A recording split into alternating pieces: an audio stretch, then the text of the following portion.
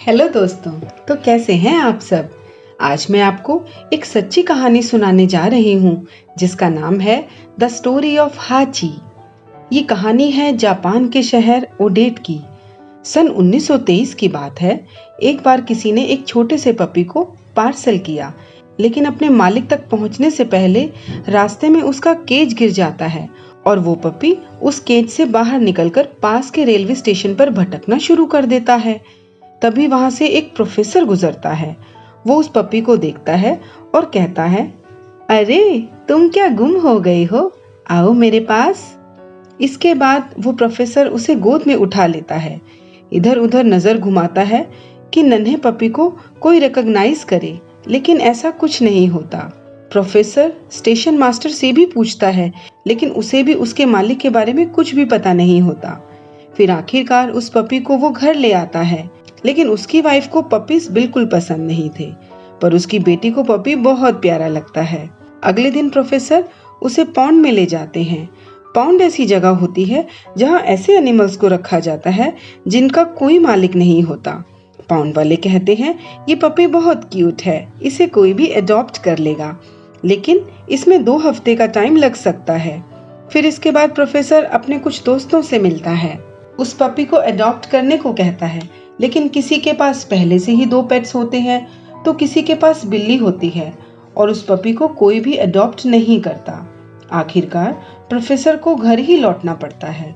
अगले दिन प्रोफेसर अपने बैग में डालकर पपी को कॉलेज ले जाते हैं और लंच टाइम में वो अपने एक दोस्त के पास जाकर उस पपी को दिखाता है। उसे देखते ही प्रोफेसर के दोस्त की नजर पपी के गले में पड़े पट्टे पर लगे बिल्ले पर पड़ी, जिसमें कोड वर्ड्स में उसका नाम और उसकी खास नस्ल का नाम लिखा था। वो एकदम से बोला, प्रोफेसर ये पपी बहुत अच्छी ब्रीड का है, यानी इसकी ब्रीड का नाम है अकीका और इस पपी का नाम है हाचिको। शाम को प्रोफेसर हाचिको को लेकर घर आता है और सोफे के पीछे छुपा देता है। अब नन्हे पपी को एक नाम मिल गया था। प्रोफेसर उसे प्यार से हाची बुलाते थे। प्रोफेसर की वाइफ ने हाची को आखिरकार घर में देख ही लिया और उसे बाहर छोड़ने के लिए इंसिस्ट करने लगी। प्रोफेसर ने उसे बाहर बालकनी में खड़ा कर दिया, लेकिन कुछ देर में तूफान जैसी सर्द हवाएं चलने लगी। प्रोफेसर फिर उसे अंदर ले आया। थोड़ी देर में कुछ गिरने की आवाज आई, जिससे उसकी वाइफ एकदम से वहां आ गई। उसने देखा हाची ने प्रोफेसर की वाइफ का एक प्रोजेक्ट, जिसमें वो 1 महीने से लगी हुई थी, सब स्पॉइल कर दिया था। अब तो प्रोफेसर की वाइफ का गुस्सा 7वें आसमान पर जा पहुंचा। प्रोफेसर ने समझाया, बस कुछ ही दिनों में हाची को कोई ना कोई अडॉप्ट कर लेगा। उसने शहर भर में पर्चे लगवा दिए हैं। जैसे तैसे उसने वाइफ को समझाया तो कुछ दिन हाची को वहां रहने की इजाजत मिल गई। ऐसे ही करीब 10-12 दिन बीत गए। प्रोफेसर अक्सर हाची के साथ खेलता और उसकी बेटी को भी हाची की कंपनी में बहुत मजा आता। हाची अब सबके साथ घुल मिल गया था। एक दिन प्रोफेसर के घर एक कॉल आया, जिसे उसकी वाइफ ने उठाया। एक्चुअली एक फैमिली हाची को अडॉप्ट करना चाहती थी। प्रोफेसर की वाइफ ये सुनकर बहुत खुश हुई। बात करते करते उसकी नजर खिड़की से बाहर लॉन में गई। उसने देखा प्रोफेसर और उसकी बेटी हाची से बॉल खेल रहे थे, बहुत ही मजे से। उसे पहली बार एहसास हुआ हाची और प्रोफेसर के लगाव का। उसने कुछ सोचते हुए उस फैमिली को मना कर दिया और कहा, puppy is already taken, I am sorry, और फोन रख दिया।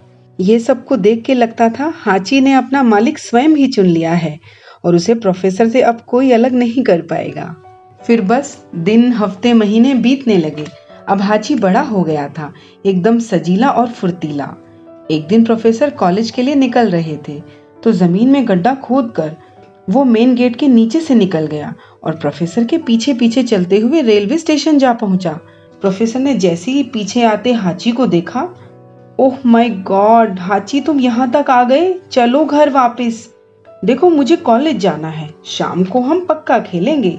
लेकिन हाची टस से मस नहीं हुआ। फिर प्रोफेसर हाची को छोड़ने घर वापस चले गए, लेकिन हाची के कारण उन्हें आखिर छुट्टी ही करनी पड़ी। अगले दिन हाची ने फिर से प्रोफेसर का पीछा किया। प्रोफेसर ने समझाया, ओ माय डियर हाची, मैं तुम्हें कॉलेज नहीं ले जा सकता, वहाँ डॉग्स अलाउड नहीं हैं, तुम्हें घर पे ही रहना होगा। मैं तुम्हारे साथ शाम को खेलूंगा ना, अब तुम जाओ। आखिरकार हाची को प्रोफेसर की ये बात समझ में आ ही गई और वो घर लौट गया। प्रोफेसर कॉलेज के लिए निकल गए। कॉलेज के बाद शाम को जब वो ट्रेन से उतरे तो वो देखकर हैरान हो गए।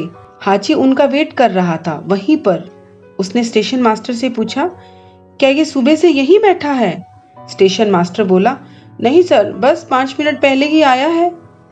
ये देखकर प्रोफेसर की आंखें भर आई। एक बेजुबान के दिल में इतना प्यार हो सकता है। उसने हाची को बहुत प्यार किया और गले लगा लिया। अब हाची रोज मॉर्निंग में प्रोफेसर को ट्रेन तक छोड़ने आता और शाम को उसे लेने जाता। ये अब एक रूटीन बन गया था, रेगुलर रूटीन। एक खूबसूरत बॉन्डिंग बनती चली जा रही थी दोनों में। उन्हें देख के लगता था कि ये दोनों एक ही जान है। दोनों का जीवन इस कदर एक दूसरे से जुड़ा हुआ है कि उन्हें कोई भी अलग नहीं कर पाएगा। ऐसे ही दिन बीतने लगे।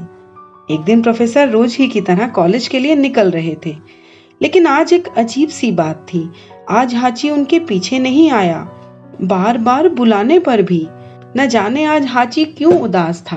कहते हैं जानवरों की सिक्स सेंस कमाल की होती है। वो आने वाली हर घटना और दुर्घटना को महसूस कर लेते हैं। प्रोफेसर स्टेशन पर पहुंच गए। अचानक उसे पीछे से हाची की आवाज आई, ओ माय डियर हाची, तुम आ ही गए, माय बॉय। प्रोफेसर अत्यंत खुश हो गए। वो भी हाची के बिना कॉलेज नहीं जाना चाहते थे। फिर अचानक ट्रेन आ गई और प्रोफेसर उसमें बैठकर बाय करके चल दिए। हाची प्रोफेसर को देखता ही रहा और ट्रेन के जाने के बाद भी वो कुछ देर वहीं चुप खड़ा रहा। उसकी आंखों में अजीब सी खामोशी थी और उसमें था दर्द। हाची घर लौट आया। उधर कॉलेज में प्रोफेसर एक लेक्चर ले रहे थे। अचानक उनकी तबीयत बिगड़ गई और क्लास में ही उनको हार्ट अटैक आ गया, जिससे उनकी डेथ हो गई। शाम हुई। घर पर हाची ने जैसे ही ट्रेन के सायरन की आवाज सुनी, जंप करता हुआ रेलवे स्टेशन पहुंच गया।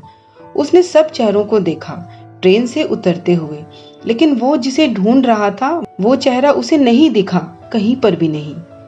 वो एक के बाद एक आती ट्रेन्स को देखता जाता, उतरते हुए पैसेंजर्स को भी, लेकिन प्रोफेसर उसे कहीं नहीं दिखा। प्रोफेसर की मौत की खबर घर वालों को पहले ही मिल चुकी थी, तो प्रोफेसर की बेटी हाची को घर ले आई।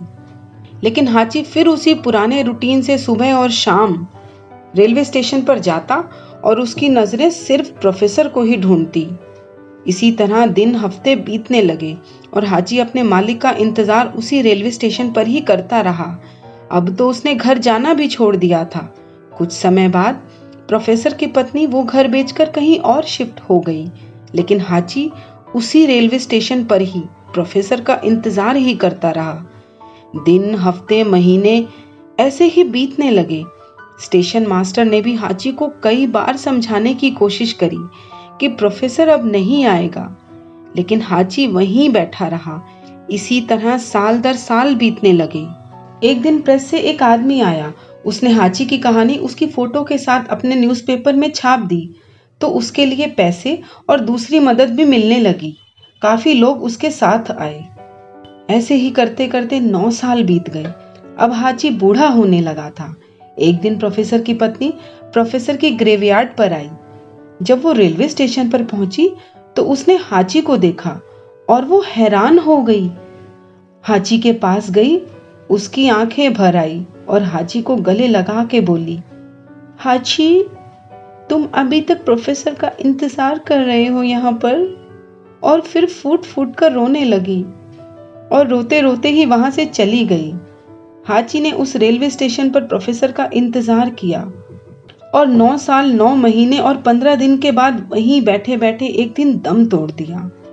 वर्ल्ड हिस्ट्री में हाची पहला एनिमल था जिसने अपने मालिक का इस कदर इंतजार किया हो। कुछ समय बाद उसी रेलवे स्टेशन पर हाची का एक स्टैचू भी बनाया गया। हाची वो नाम है जिसने हमें लॉयल्टी का मतलब समझाया और यह बताया कि हम जिसे प्यार करते हैं उसे हमें कभी भूलना नहीं चाहिए। लव यू हाची। तो ये थी कहानी हाची की। इस कहानी के बारे में आप अपने कमेंट्स मुझे ज़रूर बताएं और इस सच्ची कहानी को ज़्यादा से ज़्यादा शेयर करें।